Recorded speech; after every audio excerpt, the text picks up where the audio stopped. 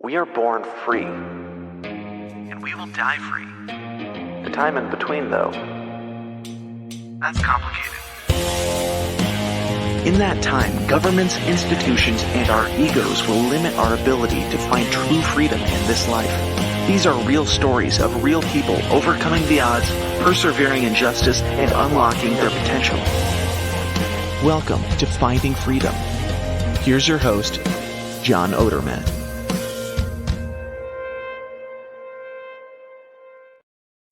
Hey, welcome in for another episode of Finding Freedom right here on the Lions of Liberty Podcast Network. And guys, you know, this is a first for me. I think so. I'm not 100% sure, but I'm recording this early on a Monday morning because, things just didn't come together for Sunday night for me recording.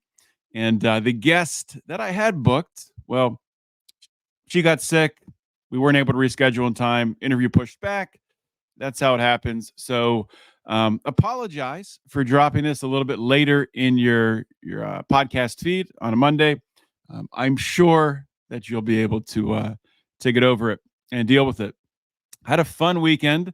The reason why I wasn't feeling up to podcasting on Sunday night, I spent the weekend in the Poconos, the Pocono Mountains in northeastern Pennsylvania. So about a 6-hour drive from where I live outside Pittsburgh in southwestern Pennsylvania.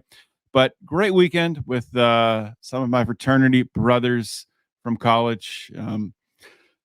Just eating tons of food, drinking tons of beer, telling stories and laughing too much. But it was fun. Got to ski on Friday, skied at Elk Mountain, which I'm an okay skier. You know, I ski about once, twice a year at most.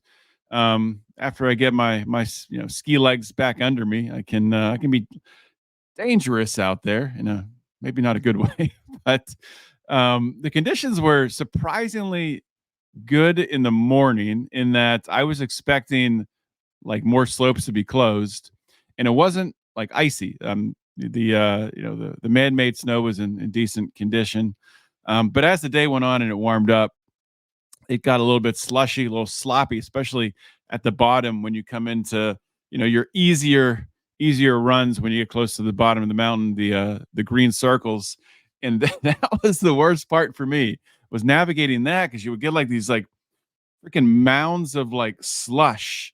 And one time, actually my last run of the day, I'm coming down, just easing in, I'm getting to the bottom of the mountain. There's the signs everywhere that say slow, and I just caught my ski, whipped around, wiped out right underneath the lift. That's always the best, when you wipe out and you're directly underneath people who can just point at you and laugh for how stupid you are. But it was a fun trip. I didn't get hurt, and that's what matters to me.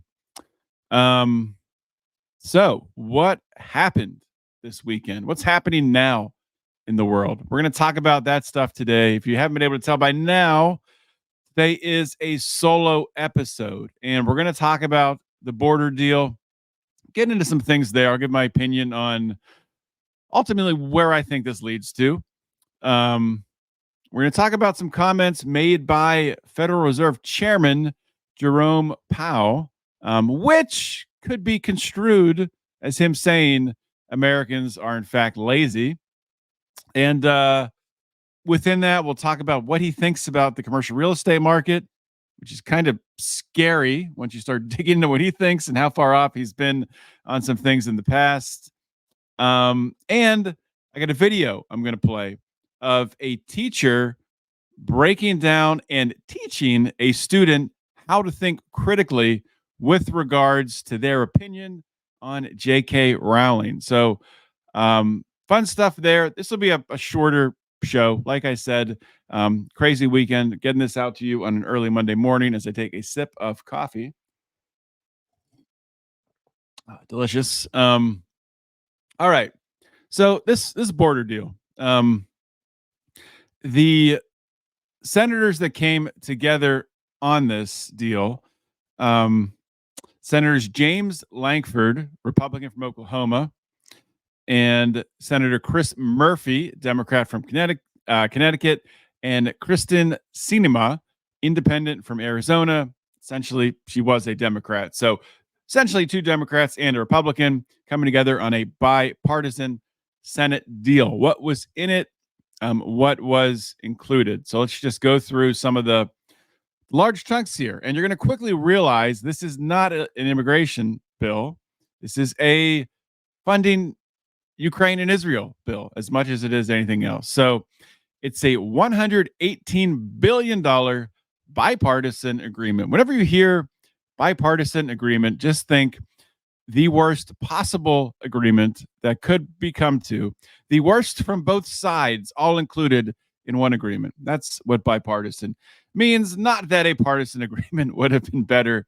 It's just Congress and the Senate are just so screwed up. But let's go through what was in it. All right, let's break this down. So the bill, which is an illegal immigration bill, and figuring this out and getting immigration under control, it would allow for, with nothing triggered to prevent it, 1.5 million illegals to enter the U.S. every single year. So it doesn't seem like that's doing much to curb illegal immigration. What else is in it? Allocates 2.3 billion towards NGOs, non-governmental organizations, and other organizations that traffic illegal immigrants into the country. It gives 14.1 billion in security assistance to Israel, because why would you not, fund Israel in an illegal immigration bill? And gives a huge, massive 60 billion in support of Ukraine. Seemingly, just like with Israel, of course, we gotta fund our buddies and protect the border over there in Ukraine, between Ukraine and Russia. The bill gives the president the ability to end this border emergency that is declared at any time that he wants to. It also carves out 2.3 billion for refugee entrant assistance. That's that same 2.3 billion above, broken down. That provides amounts made available under this heading in the act may be used for grants and contracts with qualified organizations, including nonprofit entities, to provide culturally and linguistically appropriate services. Well, isn't that just special? As I grab another sip of my coffee here. So the bill actually doesn't really limit anything.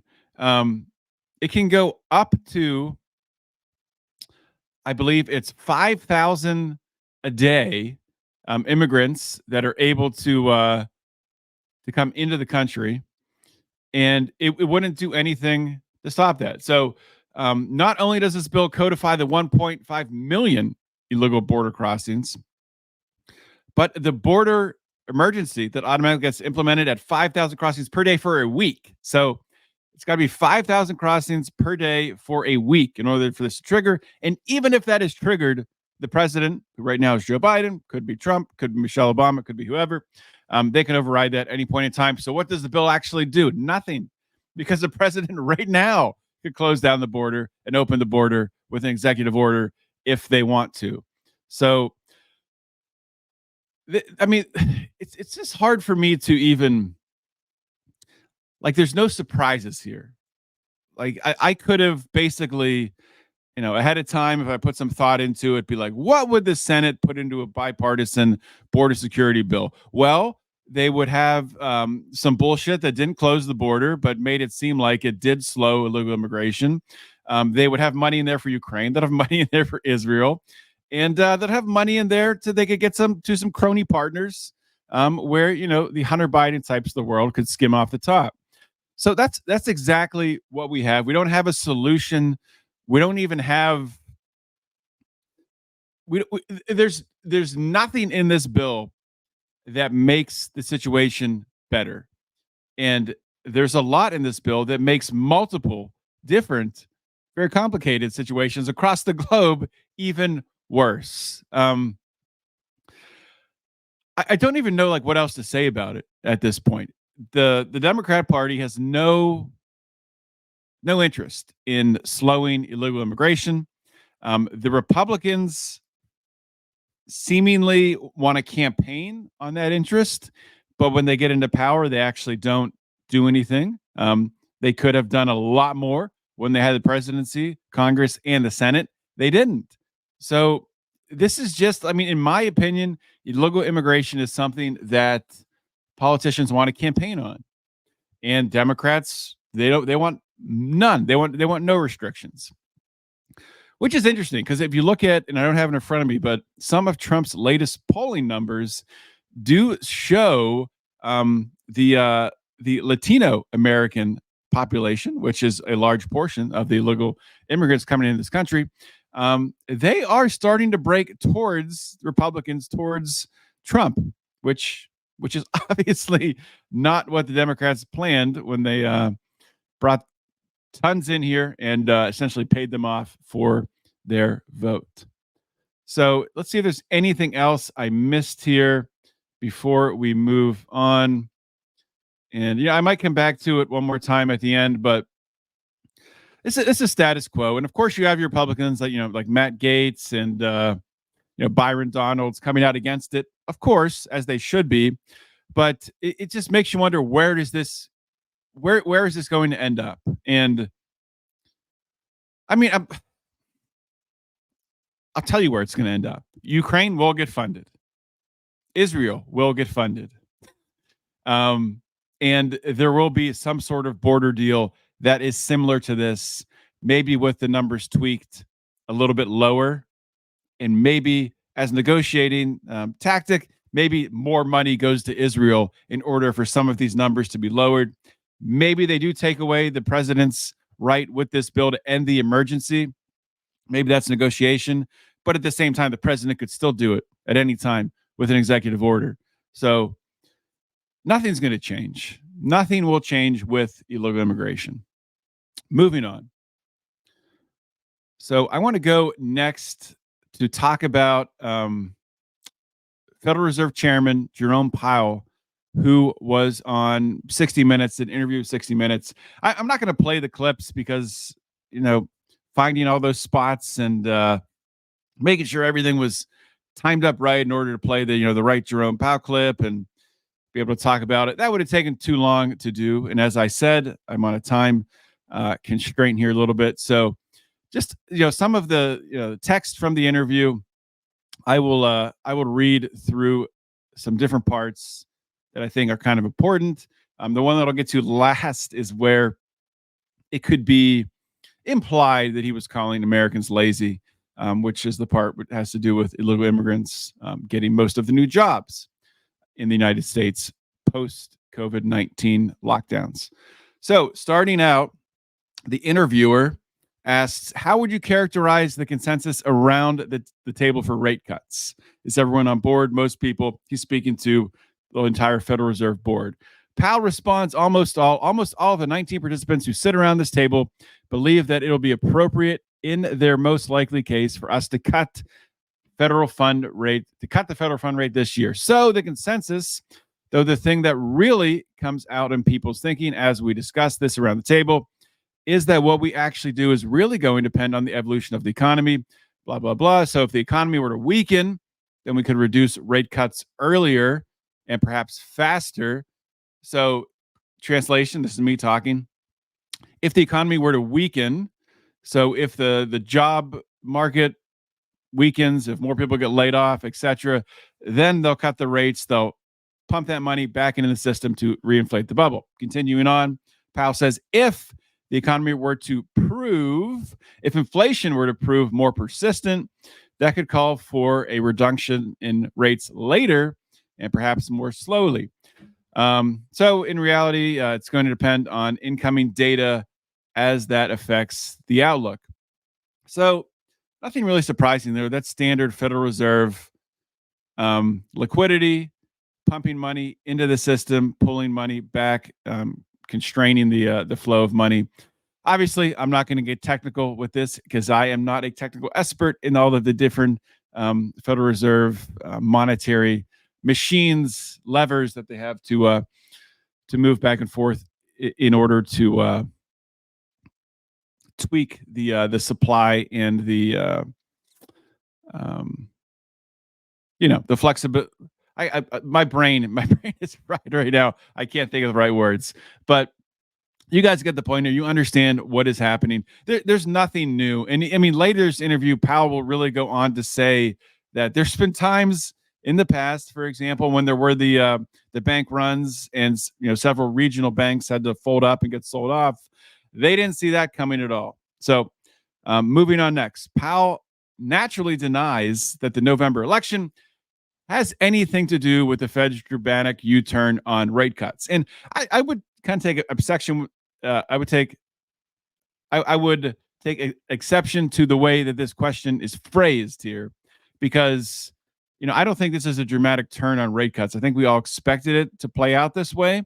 If anything, it's a little surprising that they did get rates as high as they have and held them this high for this long. I didn't think they had it in them. So, and honestly, I thought the economy was going to be in worse shape from it. But anyway, continuing on, the interviewer asked, your decisions inevitably are going to have a bearing on this year's election.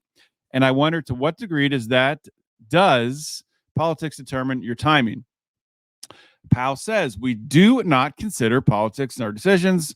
We never do, and we never will. I'm sorry, it's me laughing. And I think the record, fortunately, the historical record really backs that up. People have gone back and looked. This is my fourth presidential election in the Fed, and it just doesn't come into our thinking, and I'll tell you why. Two reasons. One, we are a non-political organization that serves all Americans. It would be wrong for us to start taking politics into account. Secondly, though, it's not easy to get economics on this right in the first place. These are complicated, risk balancing decisions. If we try to incorporate a whole nother set of factors in politics into those decisions, it could only lead to worse economic outcomes. So we simply don't do that, and we're not going to do it. We haven't done it in the past, and we're not going to do it now. I don't believe you. It all comes down to politics in the end. And for them to say that politics never come into their decision making, I think is pretty ridiculous. If so, I mean, if we look back to the crash in 2008, George W. Bush, stock market crash, interest rates go down in the freaking to nothing. And George W. Bush famously said, we have to abandon free market principles in order to save the free market. And, it doesn't get much more political than that. Our political ideology, free market capitalism. So in order to save free market capitalism, we have to do this whole different thing with the Federal Reserve, quantitative easing, injecting all of this cash into the economy in order to inject liquidity, in order to save free market capitalism. So in order to save our political idea, we have to do all of this other stuff with the Federal Reserve, moving all these different monetary levers. So the whole thing is bullshit. The whole thing is politics. Really propping up our crony capitalistic system is the Federal Reserve. Propping up our housing market and our commercial real estate sector, which is on the brink of collapse. You have a commercial real estate sector that we're talking about in a minute here, which is worth on paper like $3.2 trillion, which in reality is probably worth close to $1 trillion, maybe $1.45 trillion. That's not going to work, man. And, everything the Federal Reserve is doing is trying to keep the system that we have legitimate. So people keep believing in it. So to say it's not political is ridiculous. It's very political in the sense that it is reinforcing this, elite managerial class that we have that controls this country. Call it deep state, call it whatever you want, call it the bureaucracy of the state. It's reinforcing that these individuals, not even so much these elected idiots who come up with these ridiculous immigration /Ukraine/Israel bills, it's all tied together.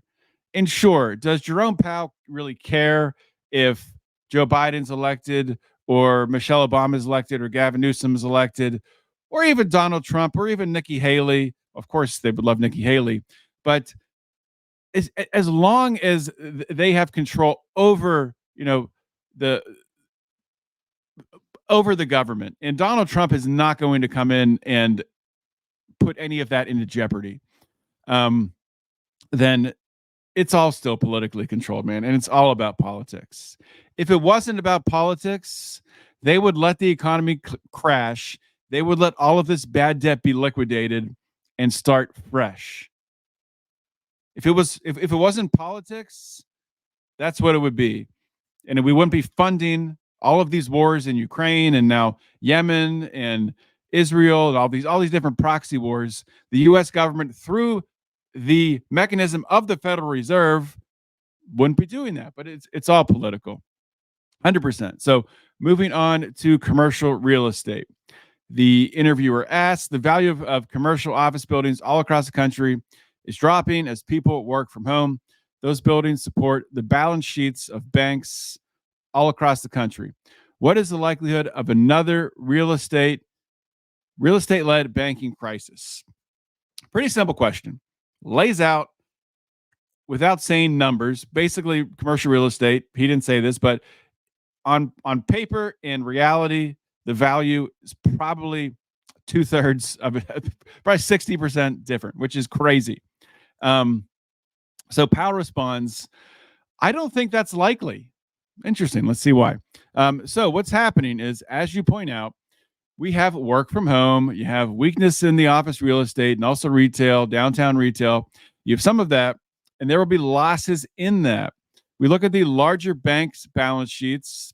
He's talking about, JP Morgan Chase and PNC Bank and Citi and all these huge banks that bought up all of these regional banks during the banking crisis. Continuing on. Okay. It appears to be a manageable problem. There's some smaller and regional banks that have concentrated exposures in these areas that are challenged. And as you know, we're working with them. There's something we've been aware of, for a long time, and we're working with them to make sure that they have the resources and a plan to work through their blah, blah, blah, expected losses. There will be expected losses. It feels like, I wonder what the expected losses are, though. It feels like a problem we'll be working on for years. This is interesting. I'll talk about that in a minute. It's a sizable problem. I don't think, doesn't appear to have the makings of the kind of crisis that we've seen sometime in the past, for example, with the global financial crisis. So interviewer says, you believe it's manageable. Powell appears to be. Interviewer says, we're not going to see bank failures across country as we did in 2008. Powell says, I don't think there's much risk of a repeat of 2008. I also think, we need to be careful about making proclamations about particularly about the future.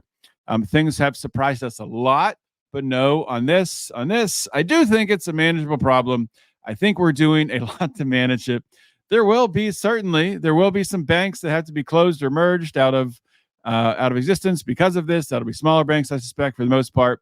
These are losses. It's a secular change in the use of downtown real estate, and the result will be losses to owners, blah, blah, blah. Lenders should be manageable. And it's interesting the way he phrases this. He keeps saying there's going to be banks failing, there's going to be losses, and they're going to be bought up.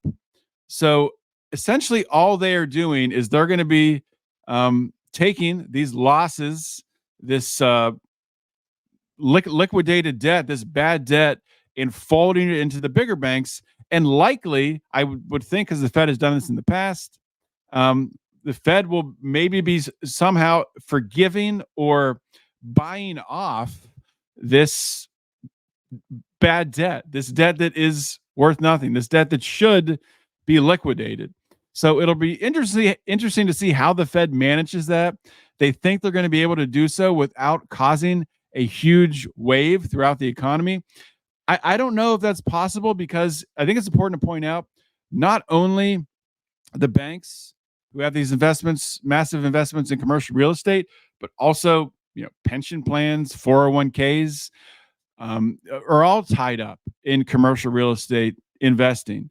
So, this isn't just something where it affects, somebody loses their 9-to-5 job at a bank because, their bank went under and folded.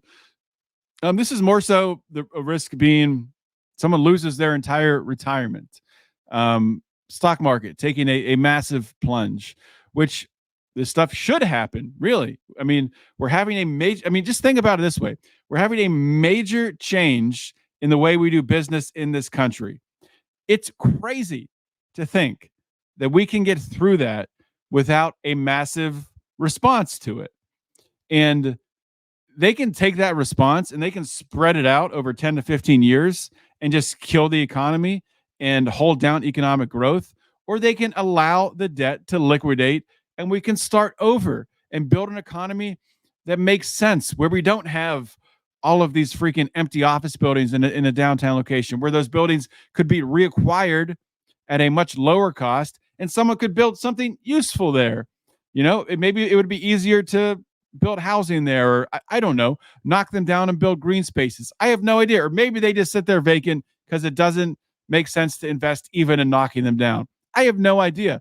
But let the market plan that out. Let's not keep sort of trying to mold the relics of an old lost world into the current reality that we're moving forward into, which does not have a need for these massive office buildings in many U.S. cities. Okay, last thing about this interview with Jerome Powell. Just checking my feed here. We are still good. Last thing here. So,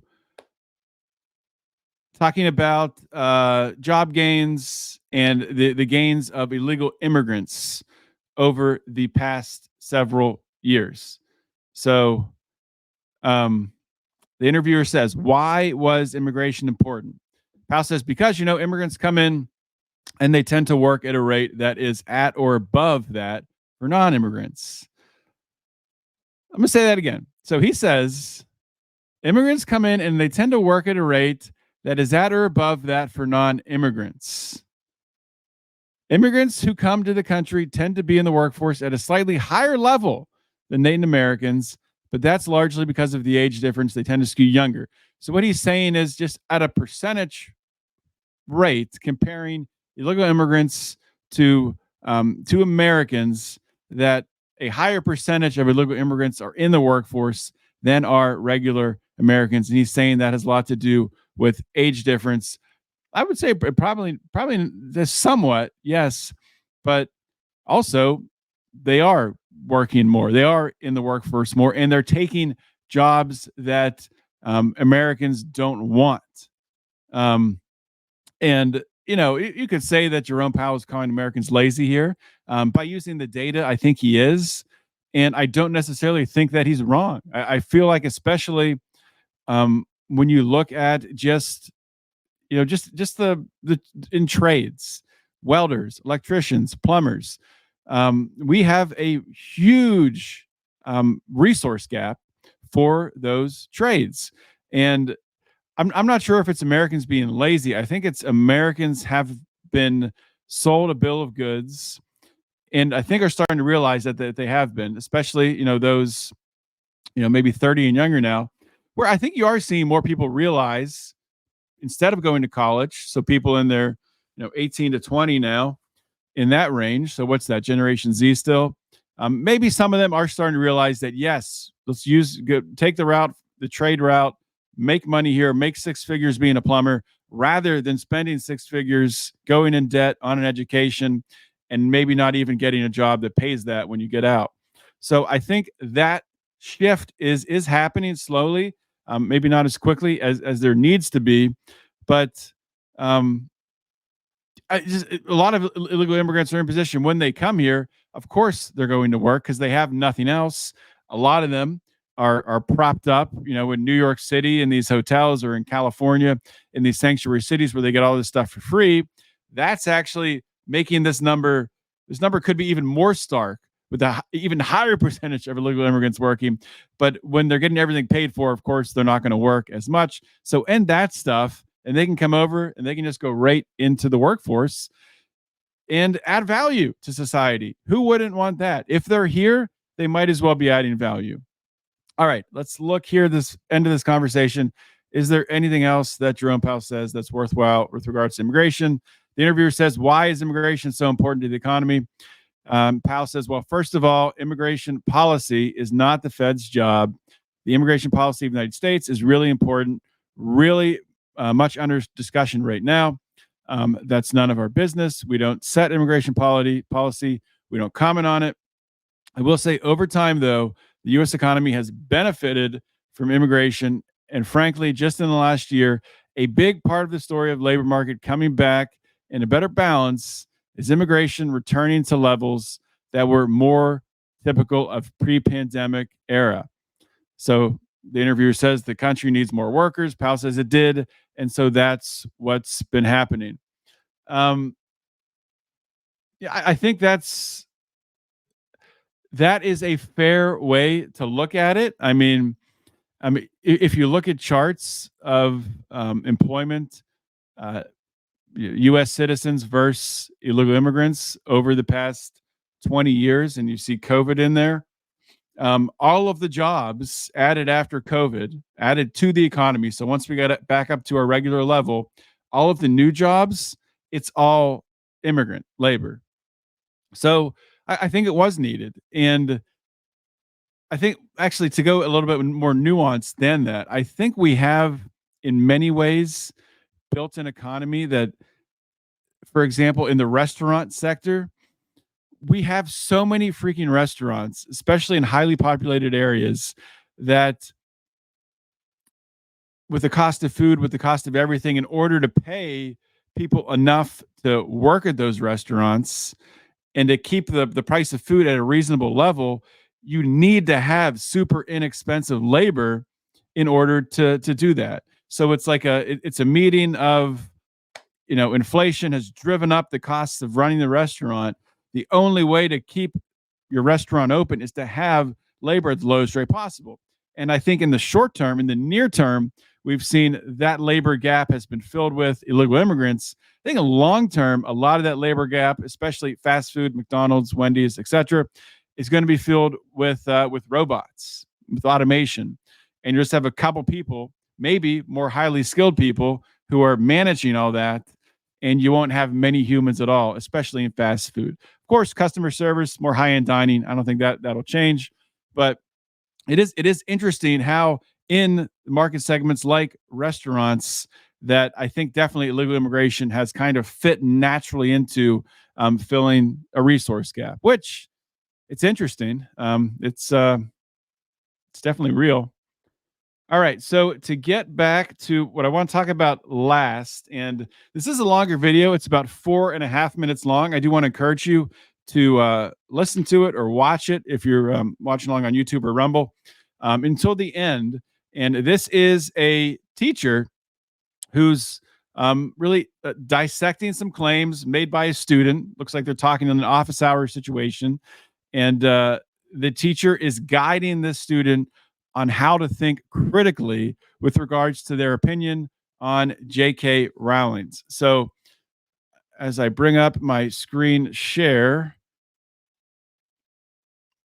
so share the, I do this so many times, and half the time that I do screen shares, I do something wrong. So I forget to make sure the audio shares. And then when I go to, produce this and everything, I have to go back and take something out and add it in the video again because I forgot to share the audio.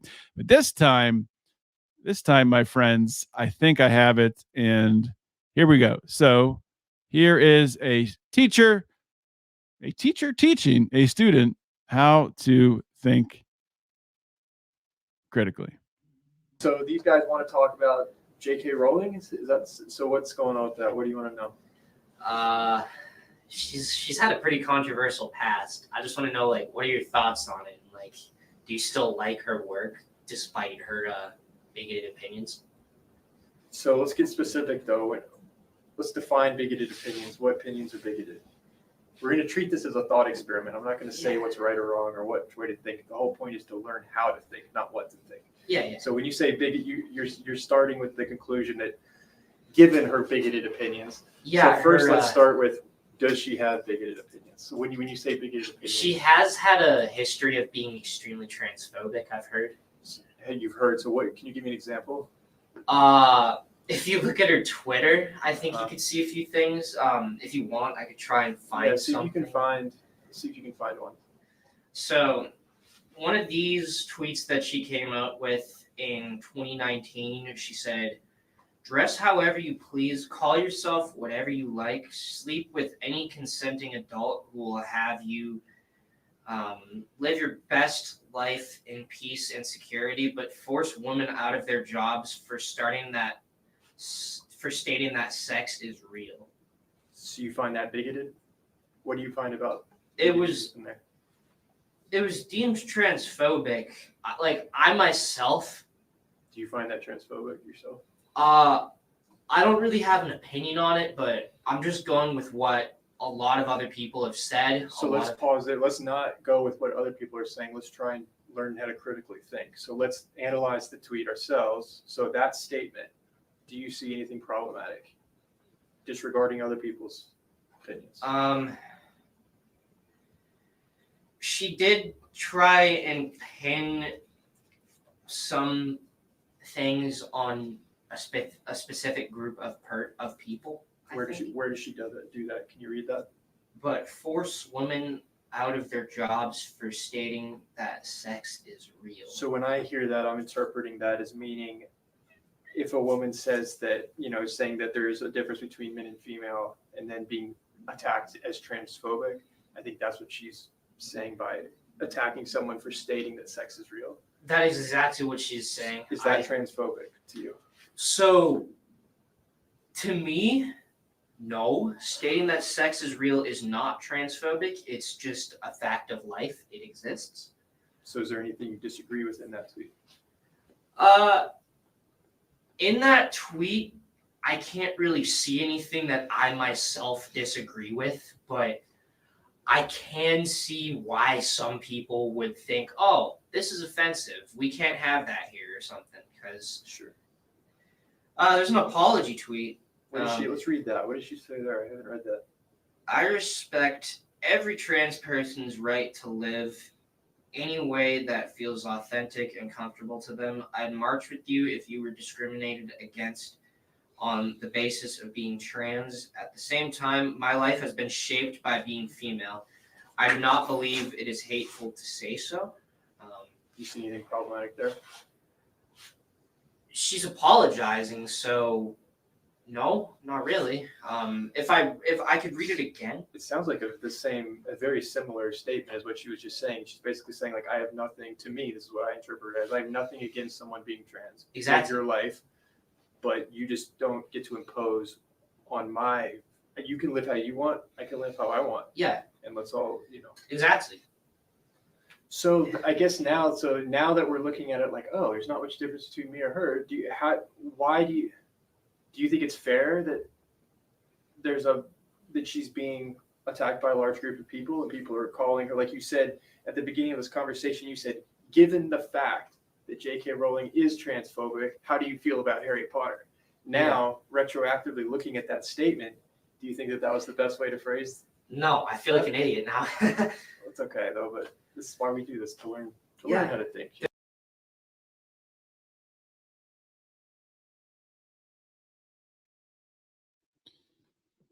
All right. That's pretty cool. And kudos to there being teachers like that out there. That's freaking awesome. So let's kind of talk through how this was broken down, because I think it's important for a couple of reasons. I think first it's important to point out, and this is true for literally everyone. It's true for me. It's true for you. We all get our opinions assigned to us. And that's true if you're watching CNN, Fox News, or if you are, getting your news from Twitter. So we all have to be cognizant of this as we're processing the news, we're processing what we think about it, and we're generating our own opinion, because everyone is trying to assign an opinion to us. And what happens is, the sources that we've identified as being, that's an accurate source, that's a factual source, these people know what they're talking about.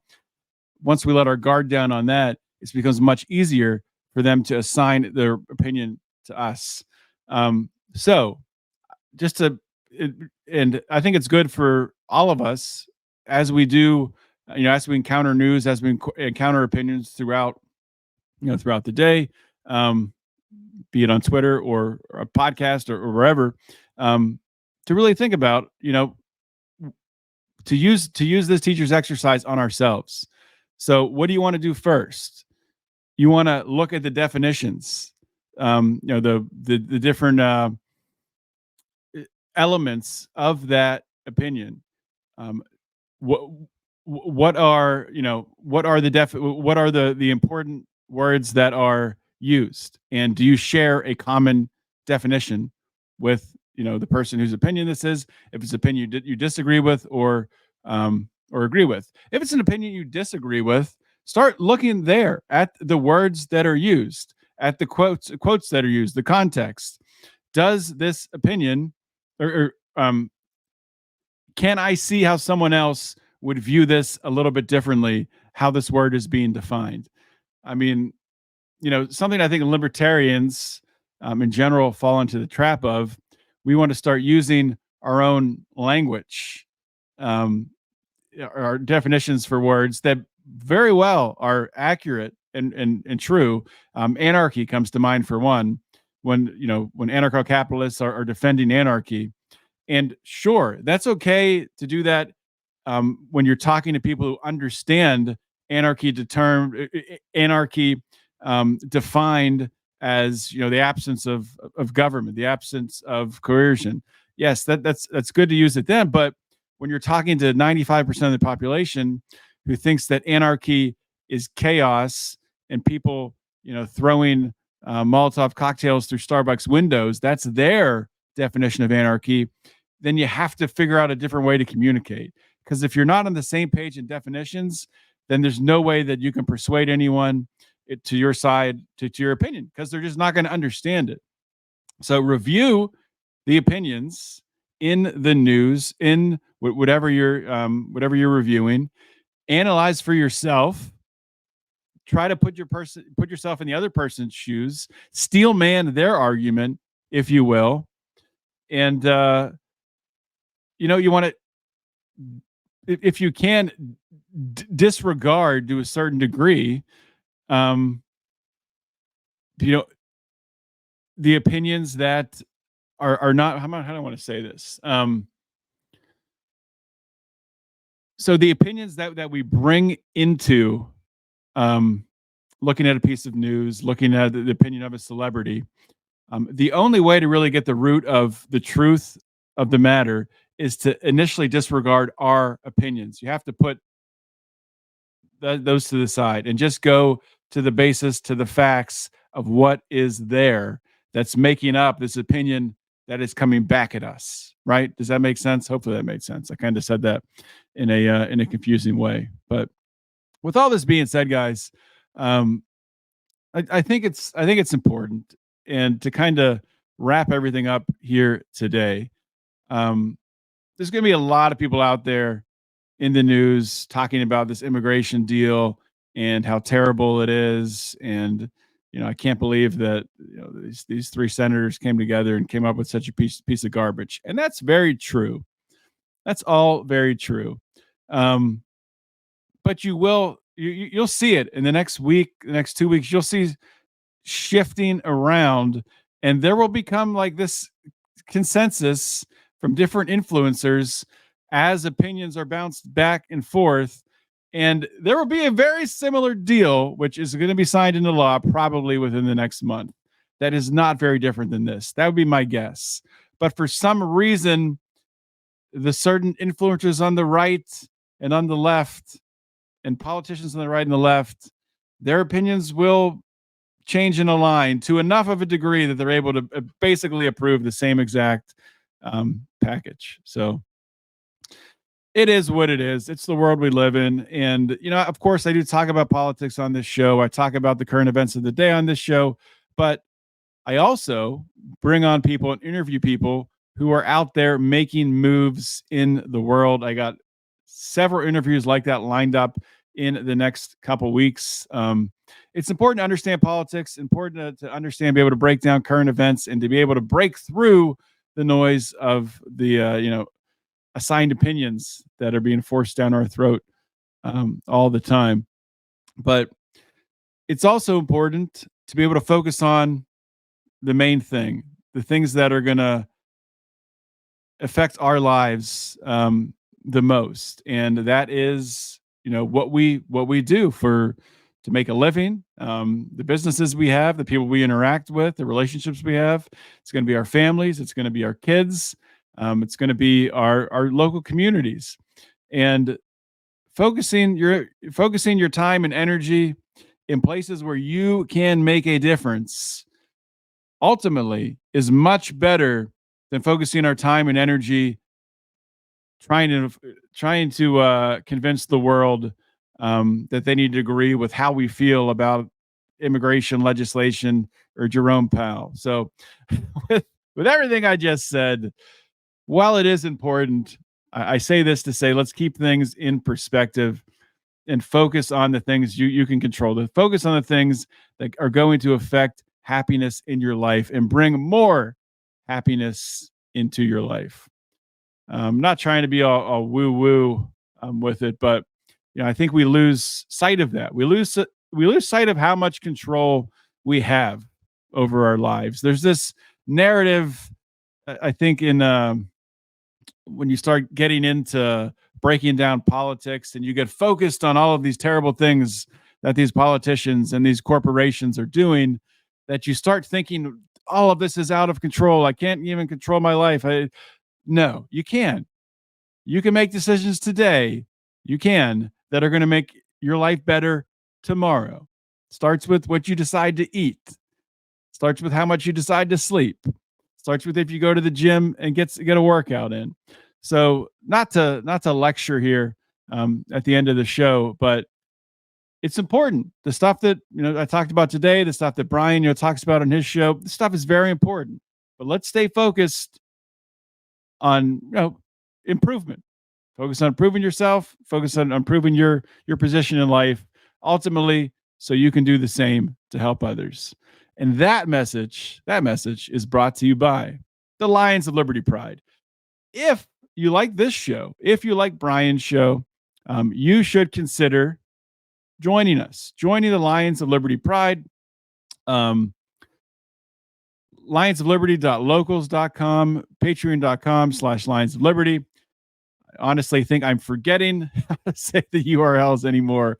I don't know what's I think I must have burned those brain cells this past weekend. But check it out, guys. We would love to have you on board. We have bonus content that Brian does a quick 5-minute current events show almost every weekday. We have our Secrets, Lies, and Cover-Ups conspiracy show. Degenerate Gamblers will be starting back up. So we have a bunch of bonus shows that we bring to you throughout the year. Plus, there's community with us. We have our Mufasa group, which is a certain level where we have a monthly call, a monthly Zoom call, just talking about whatever.